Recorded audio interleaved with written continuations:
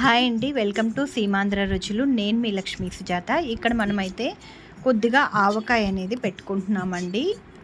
అంటే కొద్దిగా అంటే ఒక 5 గ్లాసులు ఒప్పులకి నేను ఎలా ప్రిపేర్ చేసుకున్నానో చూడండి. వెల్లుల్లిపాయలు ఒక్క ముక్క దంచుకున్నాను. అలాగే ఆయిల్‌లో ఆయిల్ వేడి చేసి పక్కన చల్లార్చి పెట్టుకున్నాను. అదే ఆయిల్‌లోంచి కొంచెం ఆయిల్ తీసుకొని ఆవాలు వేసి ఇలా తెల్లగడ్డ వేసి ఎండుమిరపకాయ వేసి పోపు పెట్టుకున్న తర్వాత 1.5 గ్లాసు ఉప్పు తీసుకున్నాను. అదే గ్లాస్తో 1 గ్లాసు కారం తీసుకున్నాను.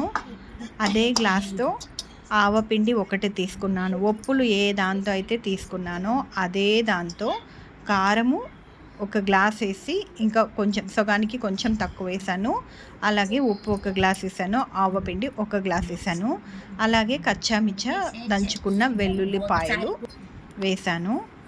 అన్నీ వేసి ఈ విధంగా కలిపేసాను. ఆ పోపు కూడా అంతా కూడా వేసి ఈ విధంగా కలిపేసి మూత పెట్టేసి 3 రోజులు ఉంచామండి. 3 రోజుల తర్వాత అయితే మనకి ఆయిల్ అయితే ఇలా పైకి తేలింది.